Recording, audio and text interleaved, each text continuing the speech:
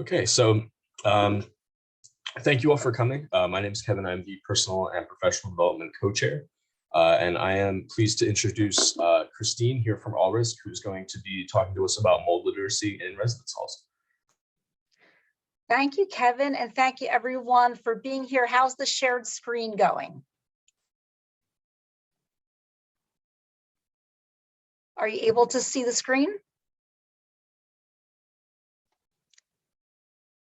Did I lose everybody? Christine, if you're trying to share something, we can't see that. Okay, that's what I was asking. We can see your beautiful face though. All right, host disabled participant screen sharing. So Kevin, let's give this a go again.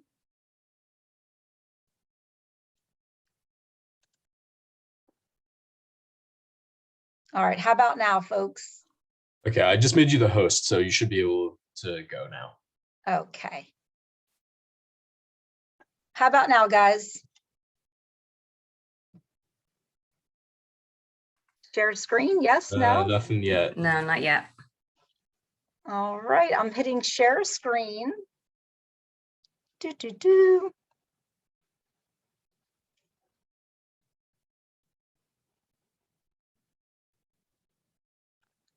All right. Share. There you go. Okay.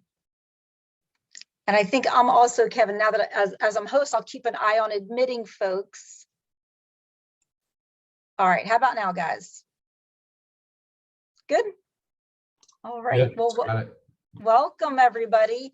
I'm representing my alma mater today, Lafayette.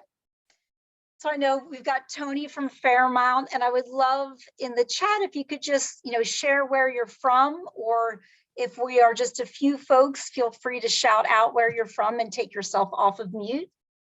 A smaller group definitely allows a more conversational environment, which I certainly appreciate. So the first question for your chat is, can you caption this photo? And Kevin, I think you were going to keep an eye on the chat. Yep, that's correct. Feel free to shout it out.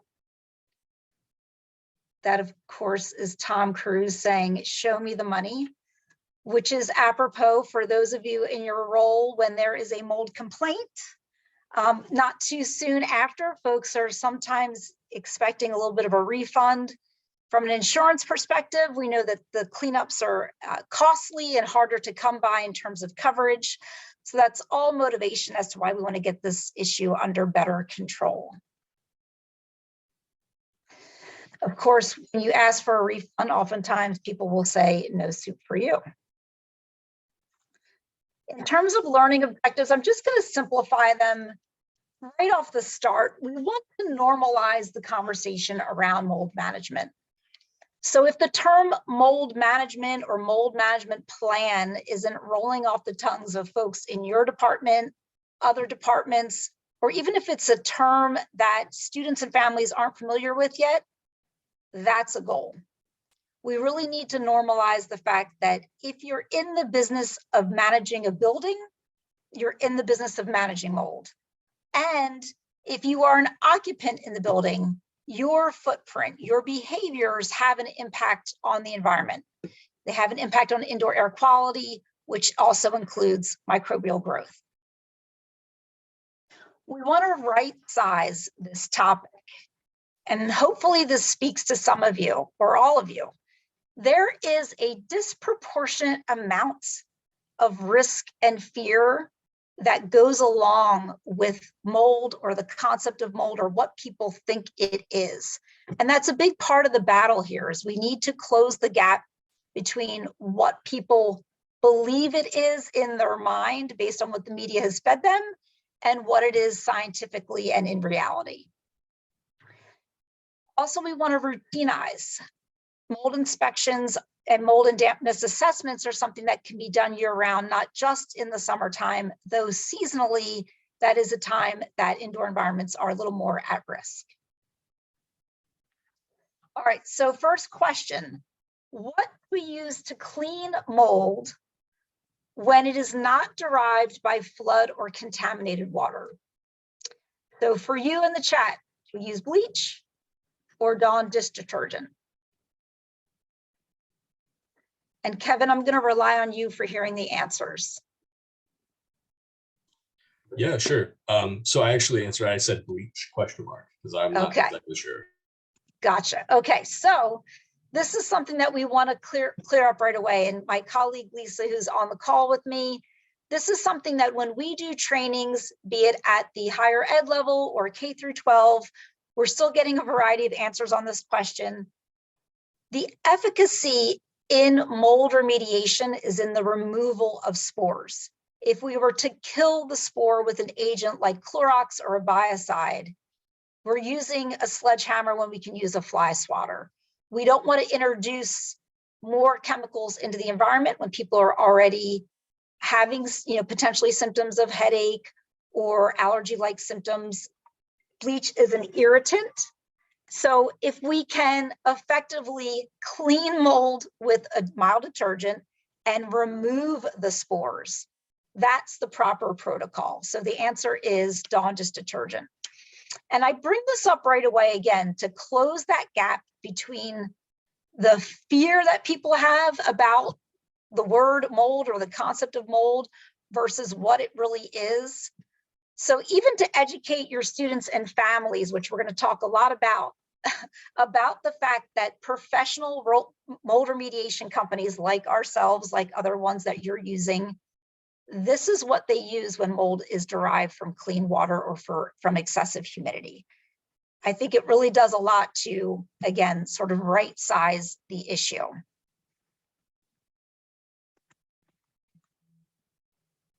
All right, would you rather have mold that is derived from a water leak or from excessive humidity? And this is for those of you participating in the chat.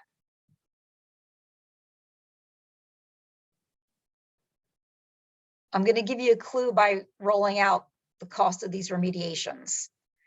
So even though the picture on the left looks more severe, when there is mold derived from an active water leak, the incident, the impact is going to be more localized to that area.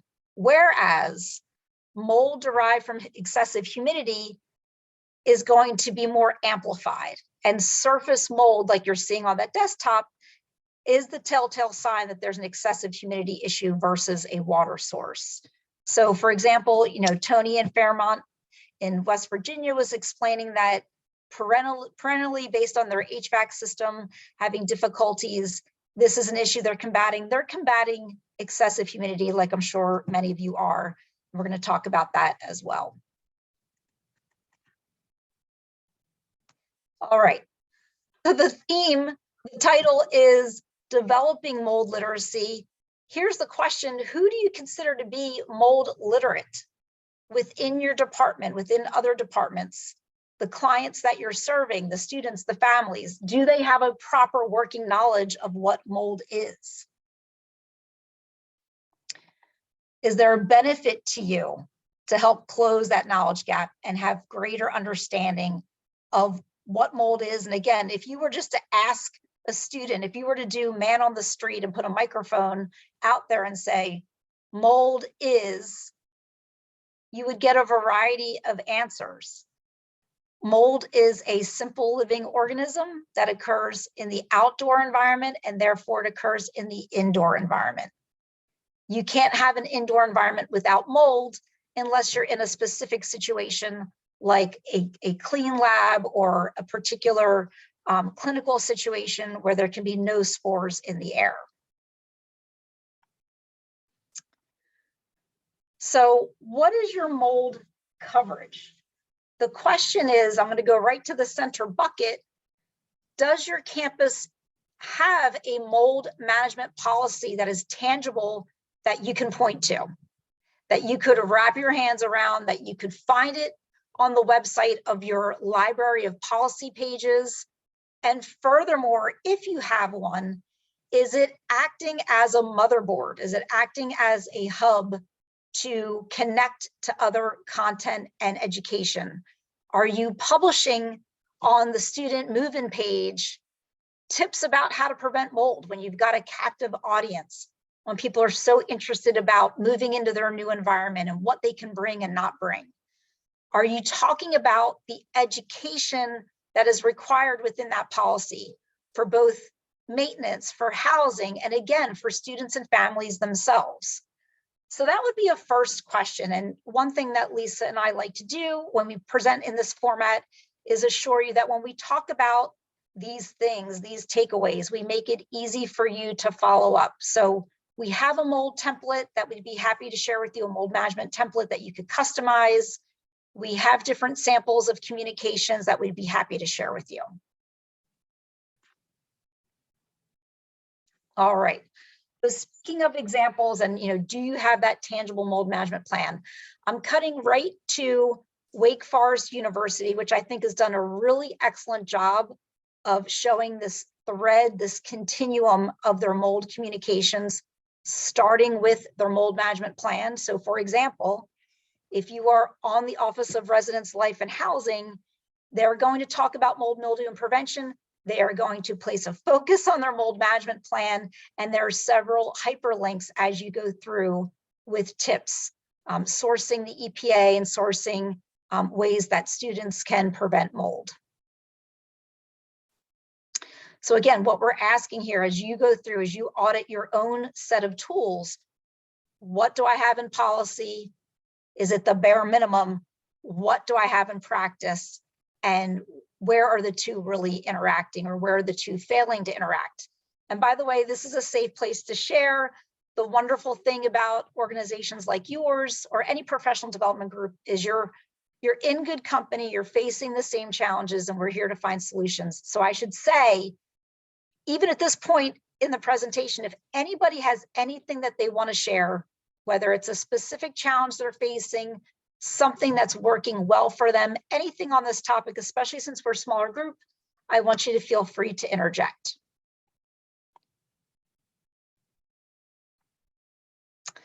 All right, a little ripped from the headlines. At the top, it says moldy classroom nets Milburn teacher $1.8 million in a lawsuit. Perhaps you've seen headlines like this. Dozens of housekeepers say they've gotten sick from cleaning mold. State University seeks documentation of 2018 mold training 3 years later. That's not actually a headline from a newspaper. That comes from my own Outlook email. 2018 was a particularly difficult year for mold based on the record-breaking rains and the record-breaking heat.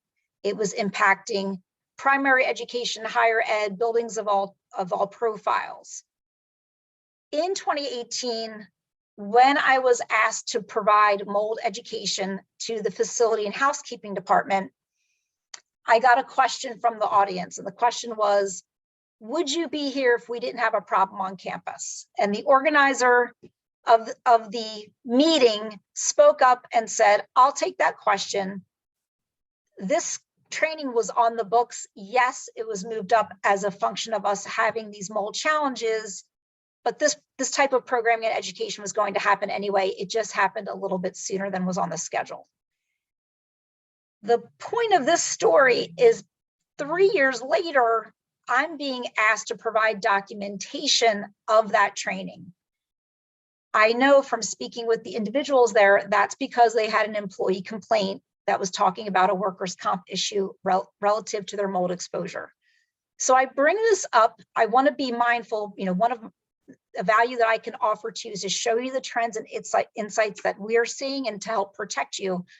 We're seeing more and more of this.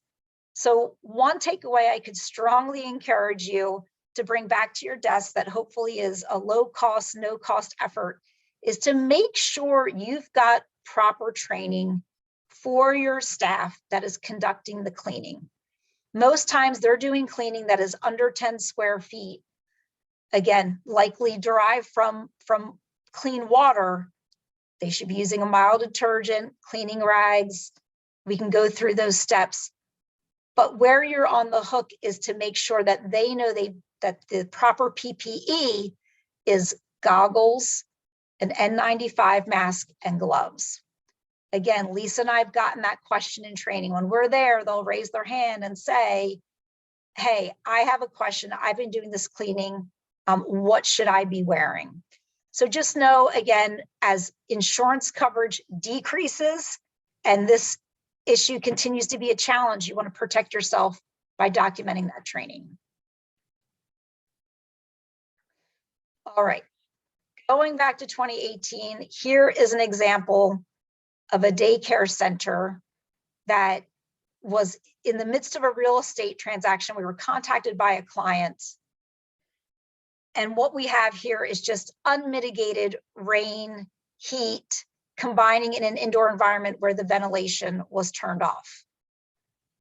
I know some of you may be experiencing some extreme examples. I don't think anyone's experiencing something this extreme, but I show the image because when we say the word mold, you have to get into the mindset of your students and families. What is it that they expect to see? And by the way, I've read enough college newspapers online where you've got students or employees complaining about this issue, and they have a very similar trajectory. It's someone saying that they've made a complaint to facilities that's not being responded to fast enough. And they will say things like, I called for a work order and I told them I had black mold. This is where the education is so important. When people say black mold, again, they think they're talking about a certain type of mold that may or may not be the mold that they're seeing. And in fact, as we'll learn in some of the facts and myth busting, looking for white mold is important. And that's something that we really have to train facility and housekeeping staff on, as white mold is early growth stage mold that's often mistaken for powder or for dust. All right, so we've already hammered home that 2018 was a tough year. We know that it's difficult, particularly during move-in time, because that's when we've got excessive heat. That's when the complaints come in.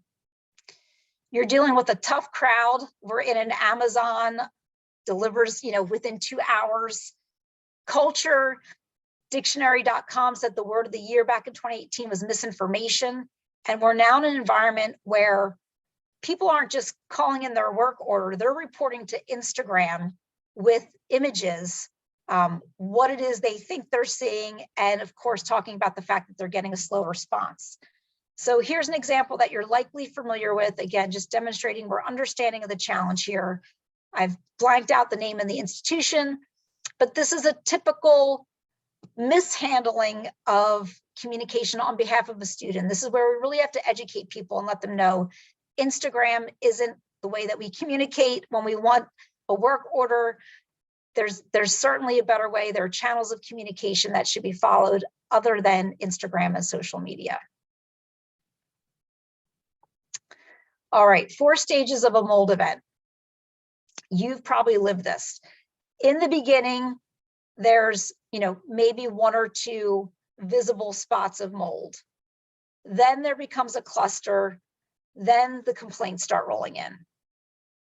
When an outside consultant is hired, they have the difficult decision in these more extreme examples of deciding that decision point, are we going to have to relocate students or not? That's when the real frenzy begins. That's when there's more posting on social media. And that's when the institution, once they understand that they have a closure on their hands, or something that requires a full-scale remediation by outside contractors that's going to be disruptive, that's typically when the institution says, we're going to be more proactive, we're going to do an after actions meeting, we're going to increase our policies and procedures. All of that communication comes too late. And this is the difference between being actively transparent, the difference between someone being passively transparent, saying we're transparent about our operations, versus being really proactively visible in your communication. So the idea is you want to front load communication. I use the word normalize in the beginning. You want to normalize the conversation around mold and mold management.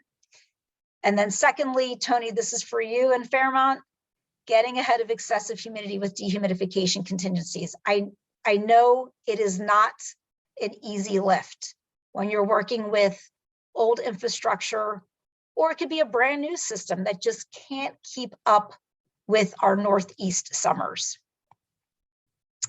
All right, so we're going to have, a whole menu to work off of. I think really we're going to be focused on the first three, how we can be a resource, again, diving in a bit more to that mold management plan, and how we can train staff, occupants, even other departments you don't typically think of for this issue. Mold control is information control. We know the media's got a big, big lead on us. So terms like toxic mold is something that the media has used for many years, but we know that official authorities like the CDC do not support that phraseology. They don't support that term. So it's so important to lead with the facts. And the importance of front loading this information is it's an inconvenient time once there is a crisis to become your crisis communication officer or your digital content creator. So the way to do that is to really focus on, and again, work smarter, not harder. I'm going to continually use Wake Forest as an example, just because their communications are so visible online. But there's so much that you can do, again, to create a footprint of mold conversation and mold management and mold awareness before it is even an issue. And one of the main ideas here is we want to limit self-investigation. We want to limit that person who's going to snap the photo and post it on Instagram, or the professor who, pardon me while I get my energy efficiency lighting working again. Well, we might just be presenting in the dark for a little bit. You want to get ahead of that professor who says, well, I went to Home Depot and I bought a kit and it says here, that I've grown mold. This is something that we see in primary education all the time. The fact that you can get a mold testing kit at Home Depot and put it out on your desk doesn't mean that you have a mold problem. It means that you were able to grow mold. So you create a buffet by setting out this Petri dish. The mold spores are already in the air. You're simply proving that you can culture mold, not necessarily that you have a mold problem. So I hope that little bit of information, if you've ever run into that scenario before, is helpful to you as well. So you're positioning your institution as a hub, as a way to hyperlink to these other authorities. The Industrial Hygienists Association interfaces on this topic all the time.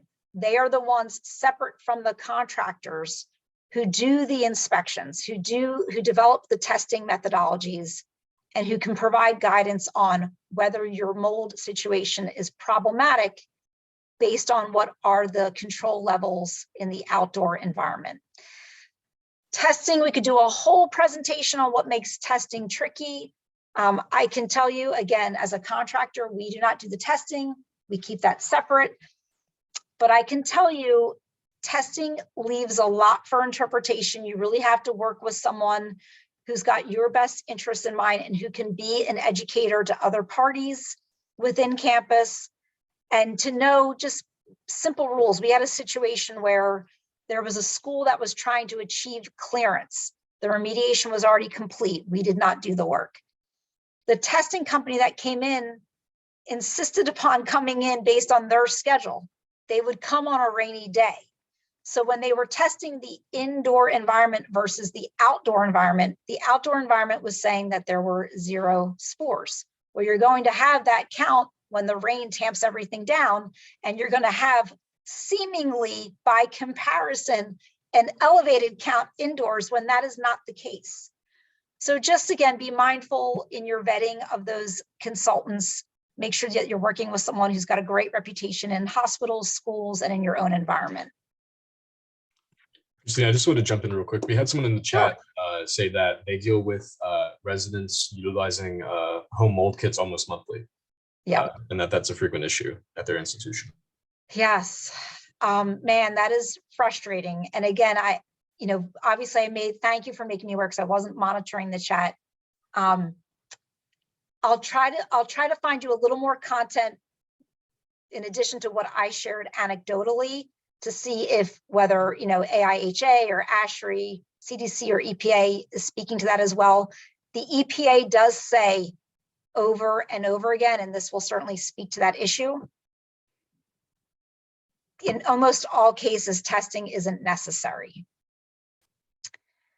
And the reason for that is they're going based on visible mold. The guidance is when there's visible mold, then you remediate. Now, of course, we use testing as a tool because you're an institution that needs a protocol. But in terms of people testing in the room, man, that is so frustrating because again, it just simply proves that you can grow it. It doesn't prove that you have an elevated problem. I hope that's helpful, and I'll try to do a little follow-up as well. Thanks, Kevin. All right, so we're talking about being this credible resource and using the resources available to you so that people aren't coming to their own conclusions for their own test lab in their room. So again, I want to refer back to Wake Forest University as an example. On their residence life and housing page, you can see the imagery, welcome home, and boom, mold and mildew prevention.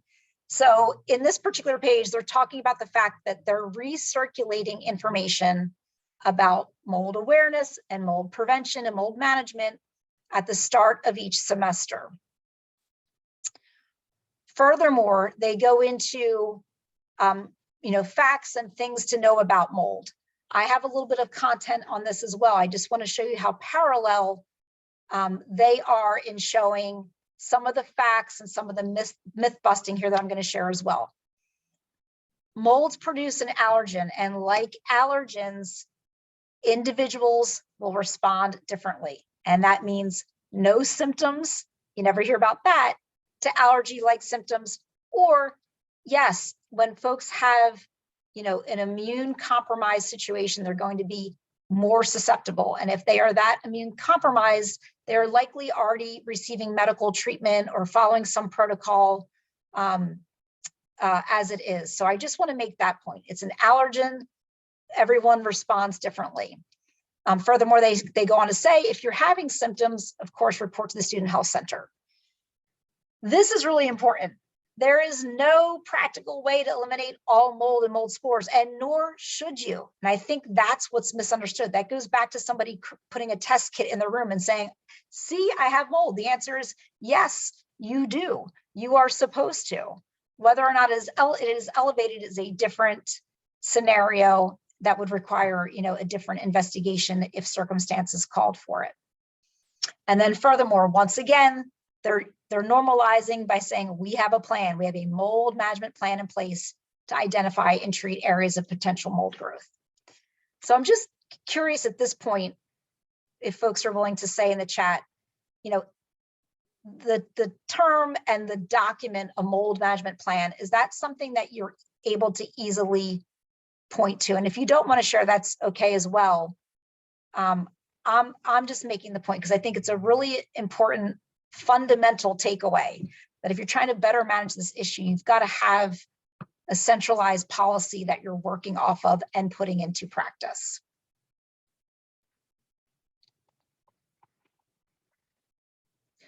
So as you can see, we're having a little difficulty here and there advancing the slides. There we go. All right.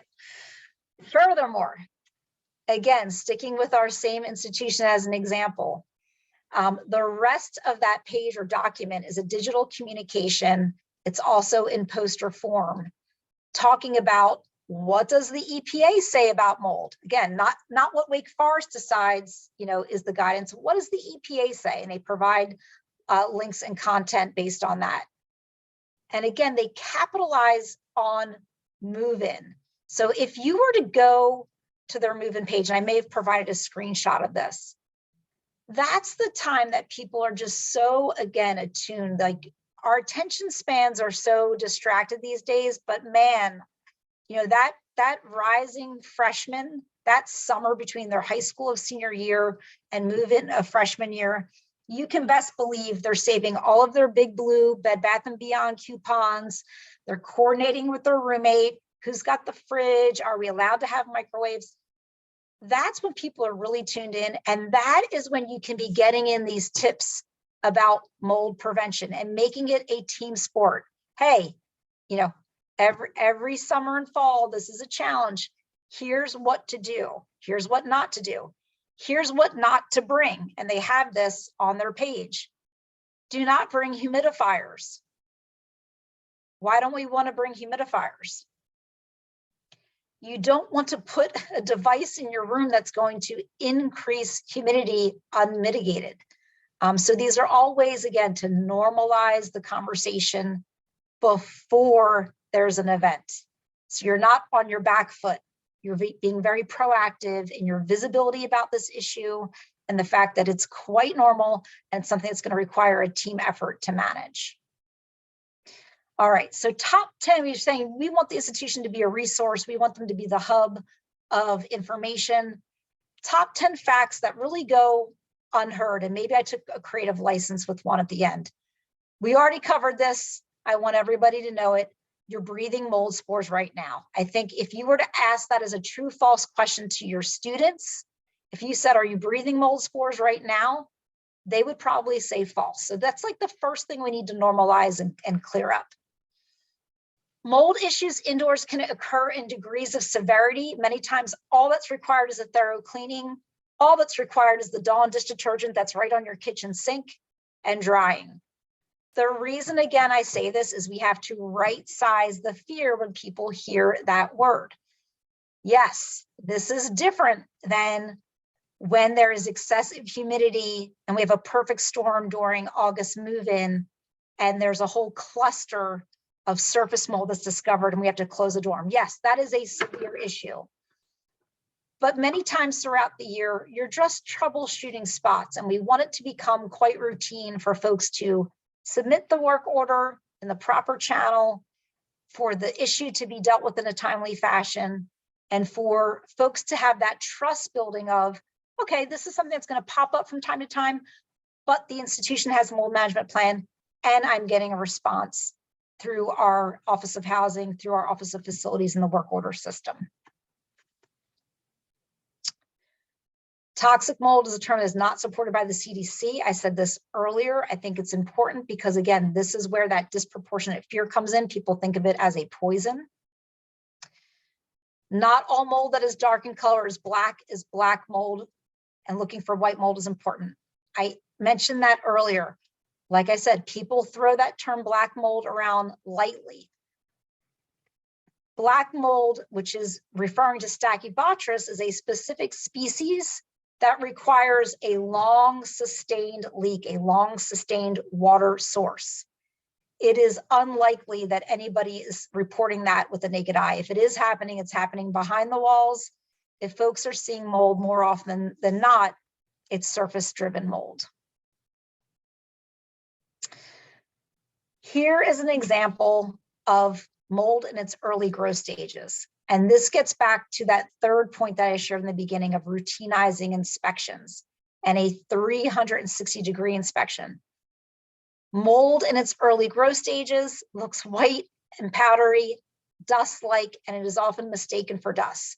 So for the maintenance folks, for facilities, for housekeeping, this is a point of education that's really, really important.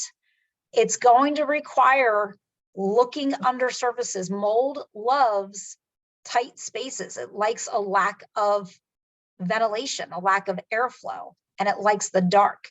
So that means going under surfaces, going under desks, under furniture, opening up drawers and using that flashlight. That high-powered beam is the only way you're going to be able to see it, as demonstrated in these images.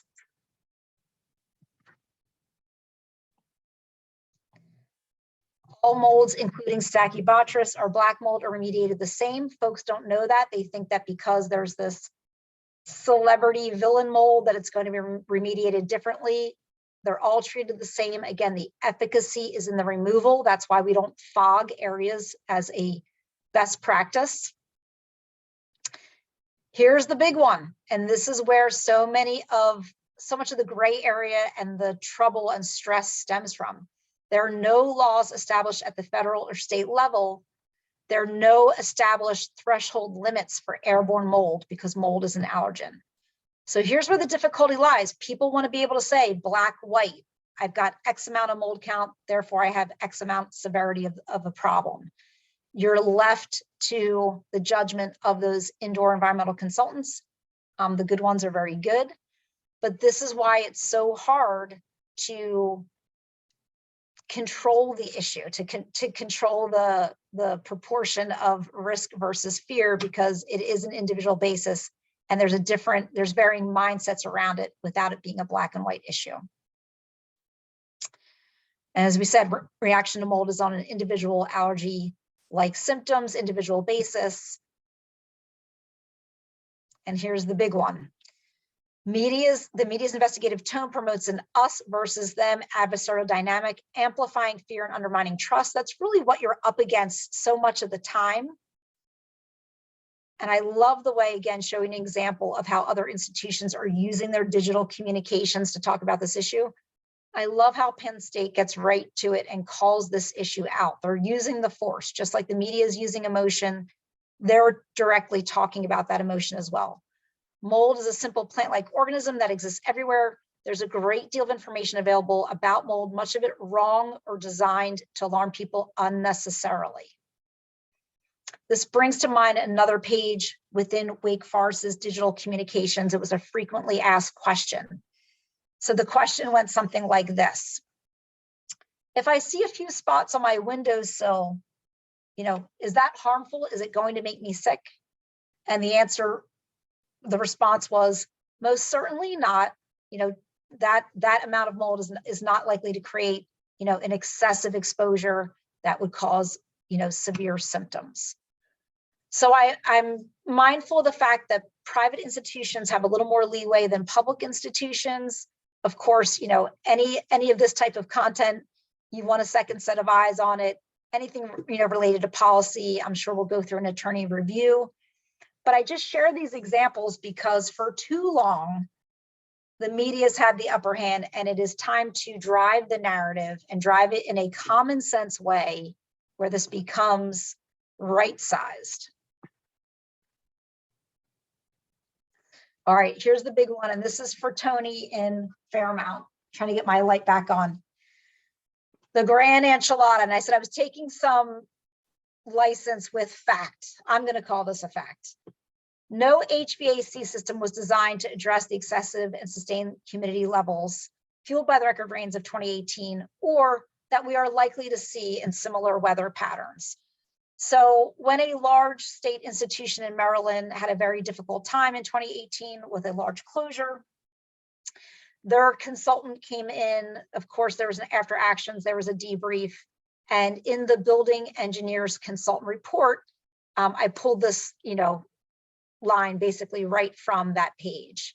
So it's something that department to department, you need to build awareness and have people understand just how great the challenge is.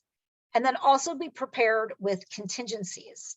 So the number one thing I can tell you, if there's, if there's one of three things you take away from this presentation, this is it. And again, I keep picking on Tony. It's just because we had a chance to chat before we got started, and I know that he's in maintenance. So he's coming at it from the maintenance and facility angle.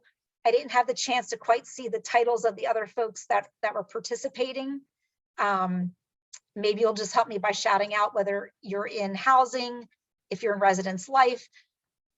But when this falls on the shoulders of facilities, even though, again, we say it's a team effort, it's difficult. It is yeoman's work to maintain comfort and to take the mugginess out of these older buildings when we hit those extreme weather patterns. So one thing that maybe your institution is doing, likely at this point, if not, here it is. In order to combat that amount of heat and humidity in those peak periods, your HVAC system won't keep up itself. You have to add supplemental dehumidification. So you've probably seen dehues like this. The trick is those buckets don't empty themselves. You've got to be draining into a drain. You've got to be draining into the outdoors. It's a trade-off, right? Once you plug these in, you're grateful that you have the ability to take moisture out of the air. You're taking the risk of microbial growth out of the air. But they're noisy and they require their own maintenance. As I said, emptying those buckets. You don't want to have the unintended consequence of having one of these buckets go unmonitored and now they're filled with water and you're introducing more water into the environment if they should accidentally spill or not be emptied properly. Is anybody using supplemental dehumidification, particularly in housing, to get themselves to get through a particular period, summer into fall? I don't believe we'll use it here at KU for just like periods, but I know that we have used it in the past for specific instances. So if there's like a water main break or something like that, if the building has an incident, that it accrues some excessive moisture. But I don't know that we'll use it to mitigate the environment in general. Okay. All right. So you're absolutely right, Kevin. Like that's typical when there's of course, fortunately, I don't know if I should say fortunately, when it comes to perils that you face on an emergency basis, it's water more so than fire and mold. And you're right. So, in an episodic way, you're seeing that machinery come in. These are great tools, as we said, to when you're having difficulty maintaining the indoor environment, this is your upper hand. So I'm hopeful that, again, I can't spend your money, but I can help you make a case for this equipment. It's a whole lot less expensive to invest in a little bit of this equipment and have it at your fingertips when you're seeing that relative humidity is going beyond 60%, and that's the danger zone for mold growth to occur. To be able to level your playing field yourself and not be at the mercy of Mother Nature is huge. Of course, it's a layered approach. There are other things that other folks can do, but at some point you're just up against the beast of excessive humidity, and you need equipment to be that counterpunch to take the moisture out of the air. Also, again, for anyone who's touching facilities, maintenance, housekeeping, when you're doing those deep cleans, when you're shampooing carpets, when you're floor stripping and waxing, how about when you're painting? Painting is a water-based material. You're literally putting water on the walls. As a best practice, and again, a huge takeaway that I hope I can leave you with, you want to be running dehumidification the day before those activities are occurring, during those activities, and the day after, and monitor relative humidity as you're performing that work. Again, you want to keep, Ashley's going to say, keep relative humidity between 30 and 50%. Tony's going to say like, ha, good luck. Like that's like pie in the sky. Most people are battling just keeping under 60% during that transition from summer move-in into fall. All right. Getting back into the mold management plan. Okay, so I just want to take a look. Someone said, I don't think we have a documented mold management plan. We have a routine response. Yes. Okay, great. All right, so building out that plan a bit further. Some components of the plan. I'm coming back to that word normalize once again, right up front in print. And you'll see this from a number of institutions. Hey, the purpose of this plan is to create awareness around to better manage and prevent issues of mold. You want to put the word humidity up front. Again, this helps to change the old guidance. If you say to people, mold control is moisture control, they're not immediately thinking humidity. They're thinking that active water leak, the pipe break. The bigger battle is against humidity. So you want to talk about the fact that this plan is to help manage incidents of moisture, humidity, and water leaks to prevent mold. It will talk about responsibility by stakeholder. So, how should a work order flow from the occupant to the proper department? And what is the closeout mechanism? How do we know that something came to completion? In the mold management plan, it should talk about what are reportable conditions. So I like to think of this as, in our dental health, by the time we have a cavity, it's too late. But there are things that we're seeing or things that we're doing to help prevent the worst outcome. So for example, before you're seeing incidents of mold, visible mold, are you seeing condensation on a window? That would be a reportable condition. That's a clue as to, okay, we've got an issue. And again, it's unfortunately, it's too common during those peak transitions of the seasons. A perfect example would be if a student's got a room air conditioner and it's August move-in time and they're keeping their room like a meat locker, but the exterior wall of that building is cooking up, beyond 90 degrees, you're going to have condensation. So you want to be able to list the different things that are reportable, be it an odor, condensation, perhaps it's an exhaust fan in a bathroom that's not working. These are all reportable conditions. You want to talk about testing. You want to talk about the fact that right from the EPA, they will say that testing isn't always a recommended course of action. And you want to have some language in there why testing requires so much interpretation, and the fact, again, that there's no laws that say what is an acceptable threshold level. In that mold management plan, you want to talk about education for students, education for employees, what type of education about mold can be included in the initial orientation. All of that helps to take the pressure off of one department. This is not just a facilities issue, and it's not because facilities are one of my client bases. It's just a fact. This is an interdepartmental joint effort. We all make an impact on the building. We all place a footprint on indoor air quality. And that education for students should really go through a continuum of their room supply list, of the student handbook. So in the handbook, it's going to say, don't bring a humidifier. It's going to say, we know what they are and are not allowed to do in terms of climate control in their room. In the housing contract, listen, I know I've signed many things without reading all the fine print, but it would be wise to have the call out, post-it note, to have the call out page, to have something highlighted that talks about students' responsibility in the management, to include, how to properly report, how to properly prevent these issues from happening in their room. You want to have that included in the content that they're receiving as well. All right, and of course you want to make it a living document. So you don't want it dated 2012. You want to show that's been updated at least once annually.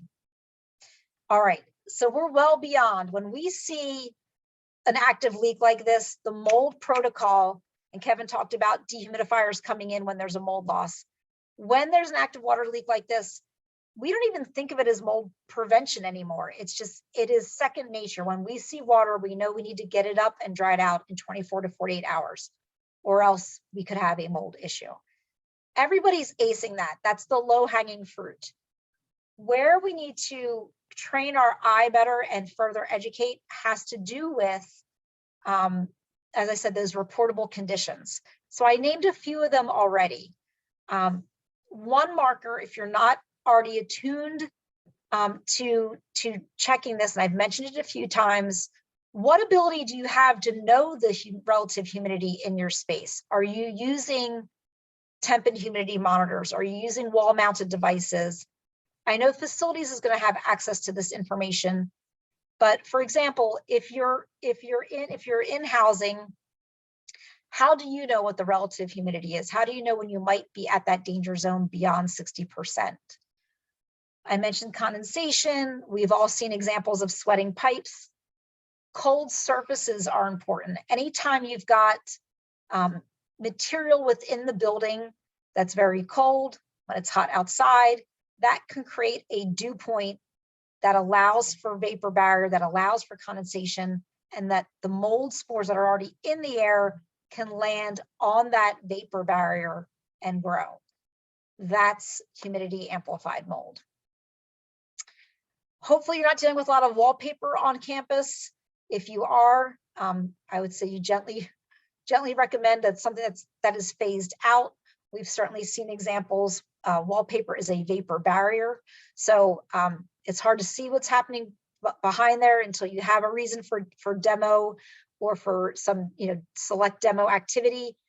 I can say this: if you've got wallpaper and you suspect there's a mold issue, do not just inadvertently, start pulling at that paper. That can create an explosion of spores that can go into other uncontaminated areas.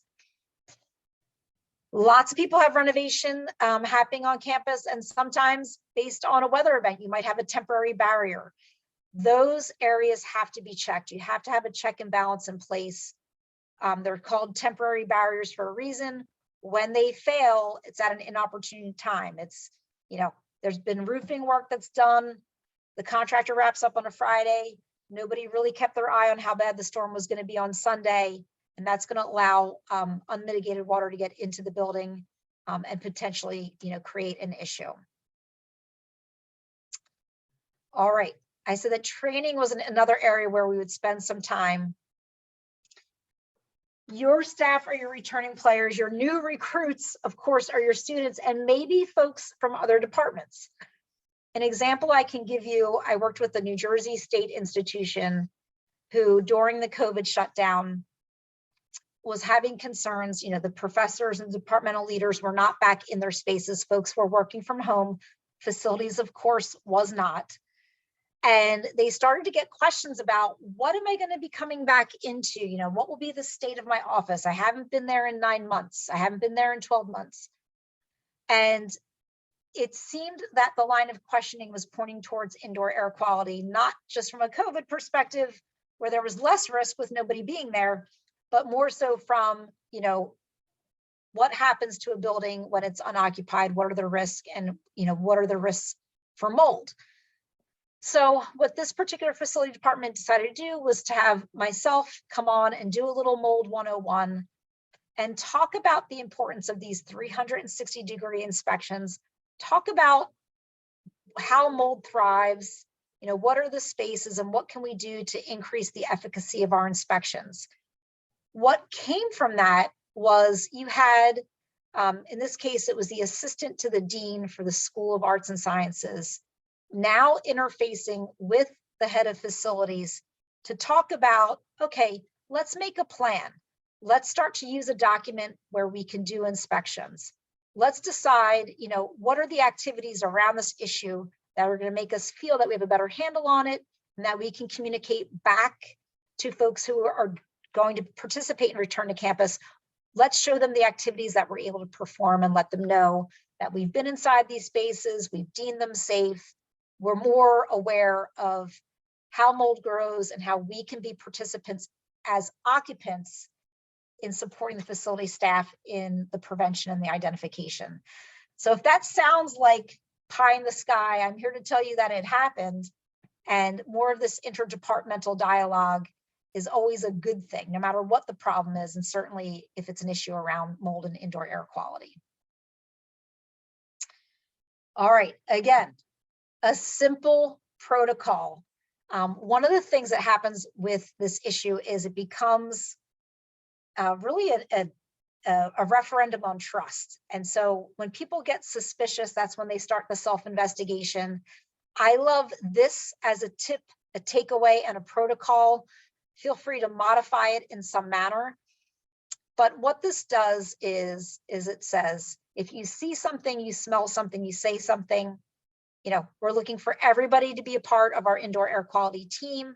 And then of course it does a little bit of education in the top right-hand corner, as I described already, making people aware they're not just looking for black mold, colonized mold, green mold.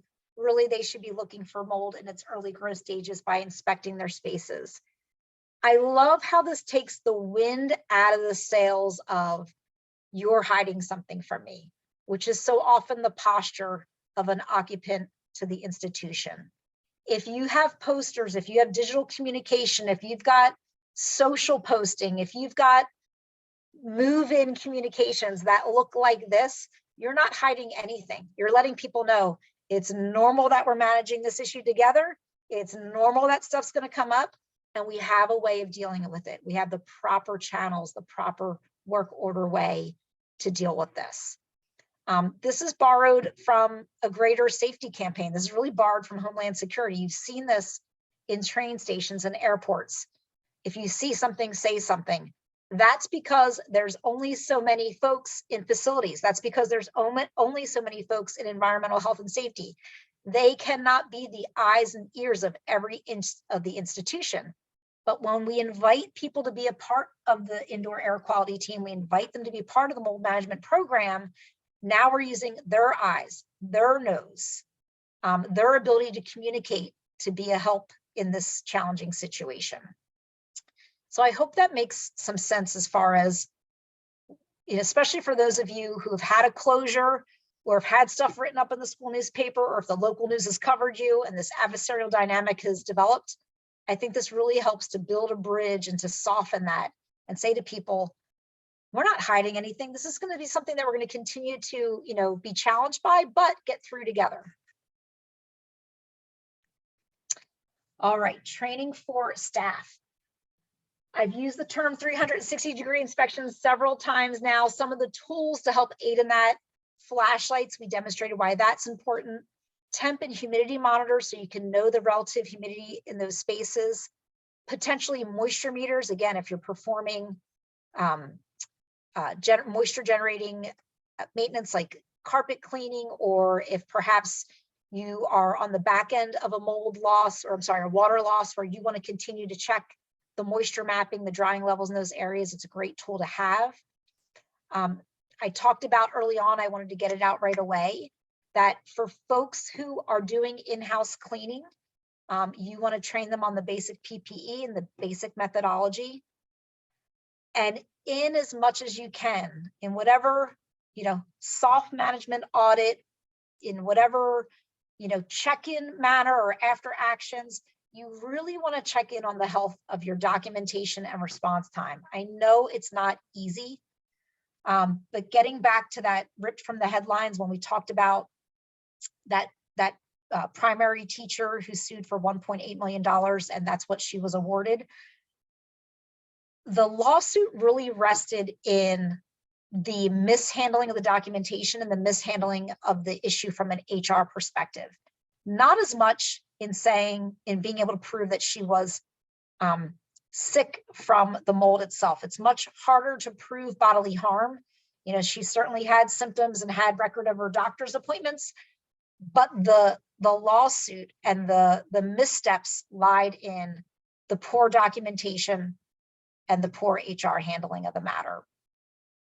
So if that, if you, in hearing that, if that appears an area of growth for you, I recommend call the meeting and do the check-in, do a few reviews of some recent experiences and talk about ways of improving. Some examples of those tools that we talked about. Further imagery on why that flashlight is so important. You're going to miss it in your inspections if you're not using a flashlight. Closets. Closets are a microcosm. I like to say closets are mold's, preferred Ritz-Carlton, their preferred hotel, preferred stay. It's got all of the elements. It's got a lack of ventilation. It's got darkness. If it's the custodial closet, then they're really in good shape because you also have a water source. So make sure you're opening closets when you're doing your inspections and using those flashlights. Enhanced break protocols. Before I go on further, I'm going to do a time check. It is 1 o'clock. Kevin, I think we started pretty close to being on time. Are there any questions that anyone has?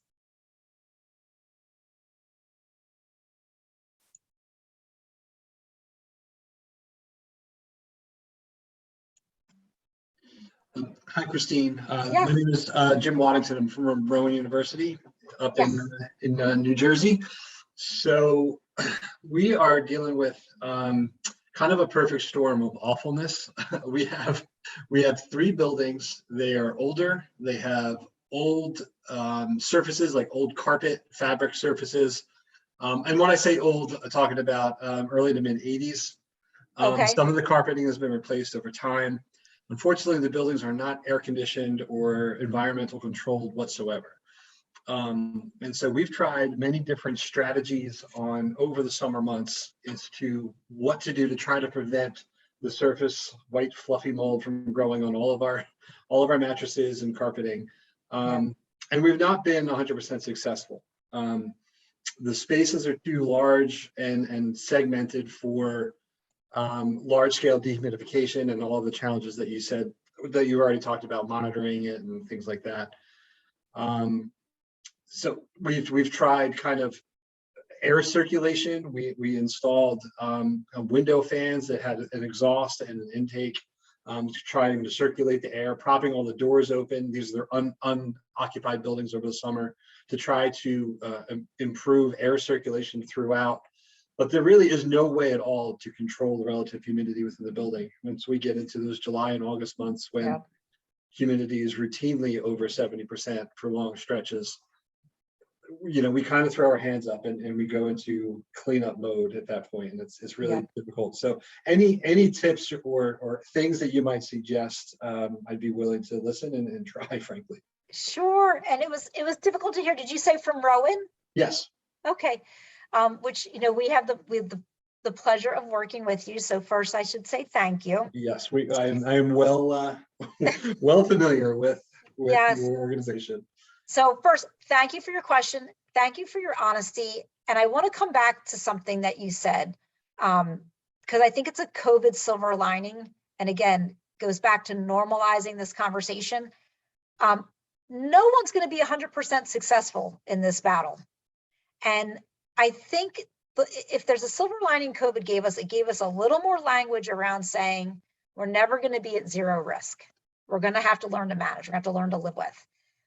That's really something we should have been saying about mold before COVID, but I feel like now that it's in our vernacular, we need to be saying it more. And just in the way you share with your peers, I'm thinking of a school business administrator in New Jersey. He's won BA of the year. He's very vocal. He stands up at these meetings and he says, I've failed at this. We've had remediations. We've had, you know, we've felt the cost. We felt the pain of it. We've talked to our instructional staff. We've tweaked, and it's still a challenge. That's real world. That's the truth. Like you're not going to get, unfortunately, especially when you're talking about your profile buildings, you're not going to get to 100% success rate. So first, thanks for openly sharing that, and people need to start speaking that way more. You talked about the different things you did, and that brings to mind one more thing. Lisa and I have an outline of troubleshooting, and what you talked about, you did a great job of talking about all the different methodologies of troubleshooting. I don't know if this one's going to work for you. What we've had some folks do is fire up the boilers and increase. You cannot get away with it when the buildings are occupied because of thermal comfort. But we've had some people, again, in the spirit of troubleshooting and trial and error, increase the indoor temperature so that you're manipulating the dew point. I don't know if that can or will be effective. I'm just letting you know it's something that's worked for some folks. Did you go to the extent of, and it's like I cringe to say it, but I mean, we all have to deal in facts. Have you gone to the extent of having equipment in each room, having a dehu? We did not do a dehumidifier last year for the first year in really problematic areas of the buildings where they're incredibly shaded, or they just do not get much natural sunlight at all. Those are obviously areas, they're closets, right? You've created a closet environment with a high humidity point. And so in specific areas, we did attempt to install some portable air conditioners that we had. They were a little bit more readily available. In some areas it worked better, in others it did nothing to combat it, because it was still just too moist in there. Yeah, and that's the difficulty too, in educating students and educating other departments. Sometimes people will think, oh, we just need air conditioning, but air conditioning does not, as you know, does not take moisture out of the air. So what you really need to do is focus on the mechanism that's going to take the moisture out of the air, which is going to be the dehumidification equipment. So you and it I, just, you spoke to this earlier, it just becomes an issue with having to try to maintain either the manually emptying of the containers, finding a drainage source, which in traditional dorm rooms, we're talking about basically putting a hose out a window, essentially, and having that window cracked a little bit. It's I'll give it to you. I have a slide from another presentation, and it's Jack Nicholson. It says, you can handle the truth. That's the beauty of facilities, is you guys can handle the truth. The truth is it's gonna be absent a new system, which you cannot magically wave your wand and have happen. And even that's not going to solve all your problems. These newer, there's a lot of CARES money out there, a lot of folks doing infrastructure improvements, a lot of folks doing new HVAC installs with more advanced dehumidification systems built in. They need to be, they need to be operable and proven, and we're going to have a whole set of learning when that new equipment is installed, all around the country. That's not going to be a silver bullet. My instinct is it's going to be a lot better. And in the meantime, it's going to be a bit messy. It's going to be this patchwork system of, what's the next workaround? Okay, we have to put the dehu in to keep the relative humidity down. It's not draining to the outside. We need a system of manpower and a checklist of who's monitoring and who's emptying those buckets. I don't have a prettier answer than that. I wish I did, believe me. Yeah, it's tough. There's, we see it every August, September, October, and it's not that, as you guys know, it's not that you can't have mold other times of the year. It's gritty. It's a messy set of troubleshooting and workarounds to fight the beasts. There is a particular portion of a fairly large building, a first floor on one side. Again, it's very much in the shade, and it's always our problem area. I've been here long enough to know it happens annually in the same location. So I think we're going to take at least a step of replacing all of the carpeting in that section. Yeah. I mean, when I say the carpet's original, I mean it's original. So we could extract and clean that carpet all we want, but there's still plenty of food sources embedded in that carpet. So Absolutely. I recognize that is a temporary stopgap, and it might improve for just a couple of years, or at least slow down the progress of the readiness of mold to grow on those surfaces. But at least we're going to take that step, at least for this summer. And that's huge, because you're taking away, a soft food source. It's a porous material that, you can't quite clean all the way. So I think that's, your instincts are great. And we're looking at this duffel bag here on the left. And that's like the perfect, a day in the life of that duffel bag. It's going on a wet field. It's got a wet jersey in it. That duffel bag's going on those racks into that basement where there's no light, poor air circulation. The rest of this story is that there was a wall-mounted device saying that they were below 60% relative humidity, when in fact they were above. The surface mold was the red flag. And now, this institution knows to back up their wall-mounted device with a handheld to make sure that things are calibrated and, reading accurately.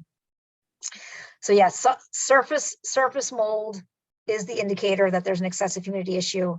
Taking those carpets out is a great step. And Kevin, again, I just want to be mindful of the time, and if there's something in the chat that I missed, I certainly want to answer it.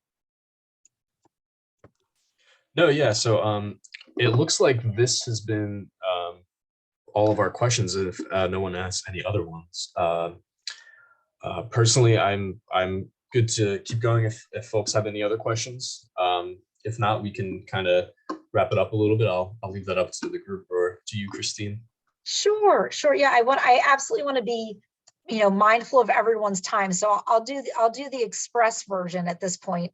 And in fact, it's 1:10. I'm gonna double time on the express. I just told the story making sure, we'll call this trust but verify. You want to back up your wall-mounted devices with a handheld device like this.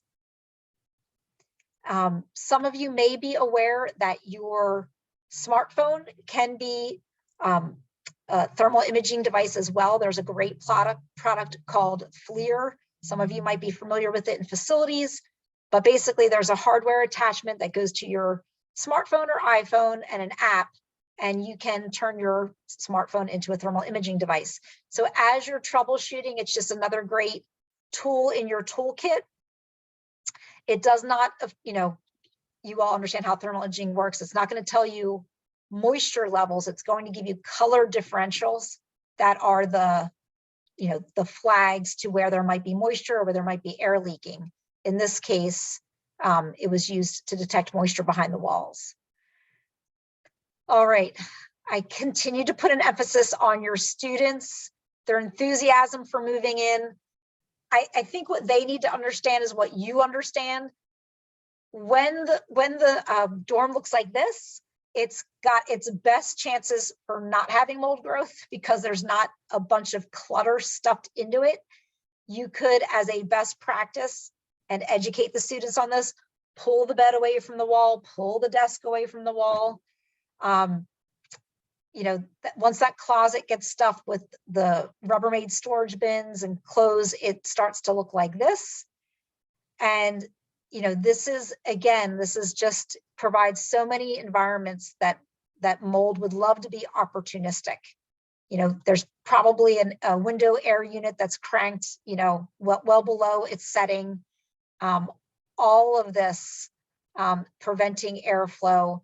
This is where you want to educate parents and say, okay, should this be an issue throughout the course of the year? This is the proper way to report. I'm hoping that will help to eliminate some headaches for you all in the future. This is a dad who's excited about move-in day. You can see he's being very creative with the way he's helping them to maximize their space. There's a parent and family page on Wake Forest's website. And again, boom, right there. You can see them highlighting the university's mold management plan on the parent and family page. I don't doubt that's because it's the parents who might tend to submit some of the complaints on behalf of the kids. Again, all over their digital communications, be it policy, be it housing, be it a housing contract. Welcome to the Office of Resident Life. They've got their mold management prevention tips all over. We like to promote the 3 C's: cleanliness, climate control, and communication. Climate control means please do not adjust the settings beyond what we're instructing you to, and here's why. I've driven home communication. They need to be reaching out to you directly and not to Instagram. And cleanliness. We know that students may or may not been taught or may have been taught various degrees of how to clean at home. They're kind of learning how to manage their spaces for the first time once they come to your campus. This is a little tangible takeaway that we mocked up.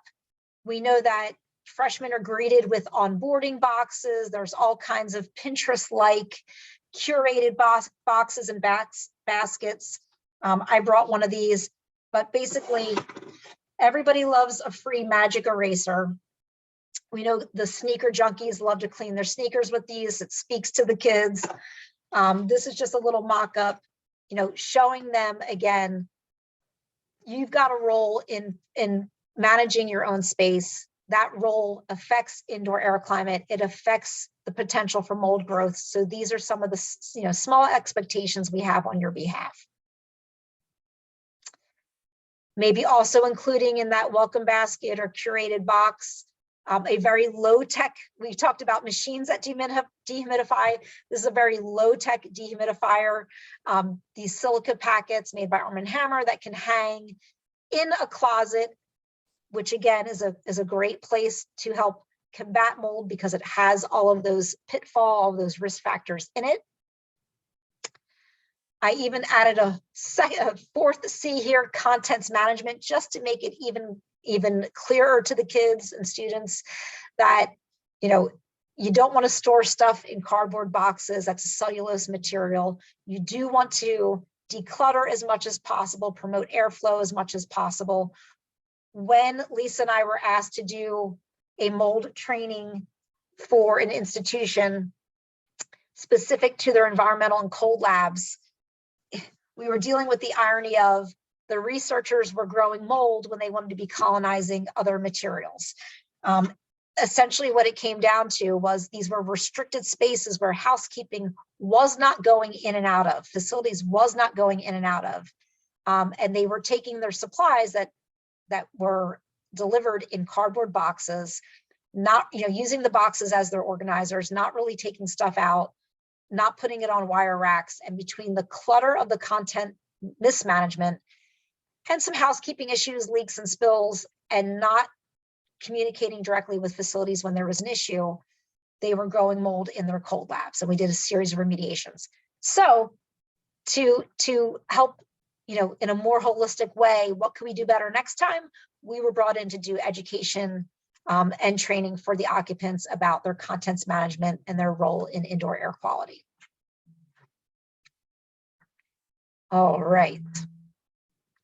I'm going to skip to the to this one particular document, again, something we'd be happy to follow up on. I use the term 360-degree inspection. This is a checklist and a tool that comes from the National Institute of Occupational Safety and Health. You can see at the top, it's titled Dampness and Mold Assessment Tool. Sometimes folks need a roadmap. When some people can work from home, housekeeping, facilities, and maintenance cannot. It requires eyeball management.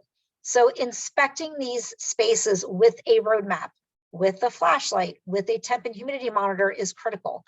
So this is something that we can certainly hand to you. What I love about it is some of the telltale red flags. Like, for example, if you were looking at furnishing and the metal bars on the arms have some rust on them, they're talking about rust on furnishings. You're going to check that off, and you're going to bring that to a supervisor and say, can we get to the bottom of this? If there's rust on the furniture, that means there's got to be a water source somewhere. What do we need to do to further investigate that space and just make sure that issues continue to go up the pay grade and get addressed? All right. These are some examples of those environmental cold labs where we were called in to do a remediation. Further driving home, you've got to look under desks, under tables. That's where mold likes to grow. Vacancies equal vulnerabilities. So anytime you're closed for the summer, anytime you're closed for a winter break, a fall break, trust but verify. When you're telling students to leave the controls on a certain setting, hopefully you've got a checklist where you've got folks going back into those spaces and making sure that was done. On the back end of things, when you get into winter, that's going to help you prevent burst pipes from happening, ensuring that the rooms were set at the proper controls.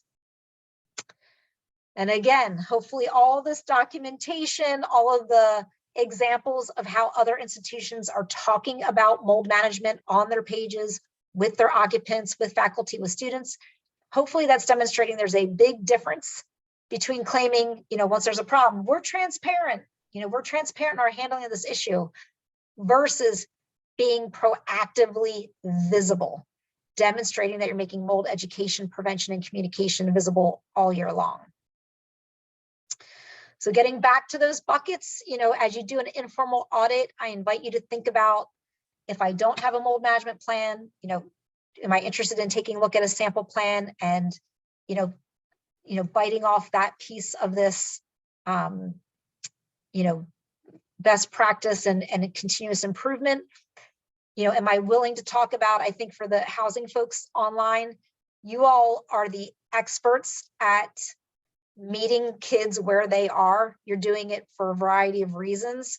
So you're such a great interface and such a great bridge to getting some of that content out there. And again, relative to training, if I can give you some words of caution, because I'm seeing this trend towards less insurance coverage for mold and more workers' comp complaints and claims, make sure at a minimum, it doesn't take a lot of effort, that you're training folks who are doing those small scale cleanings. Make sure they're trained on knowing that they are to have goggles, gloves, and an N95 mask. That's the PPE required by the EPA. You all have been so generous. I'll make sure that my contact information is there. I welcome you reaching out at any time. I'm so grateful to Brandon who helped facilitate this. We are new to Makuho and will be participating in the fall. I had a great first experience along with Lisa doing the Lead Hership Conference. Quite honestly, it made me humbled and nervous to present to you guys. They had such a polished, amazing, phenomenal half day of virtual sessions. So anyone who hasn't experienced that yet, I think it'll be in person next year. Make sure you look up Lead Hership and all things Makuho. I know I will be. We're just so grateful for the opportunity to be with you. All right, thank you so much, Christine. This has been really great. I so appreciate you taking the time to come out and present to us. I'm going to pause the recording.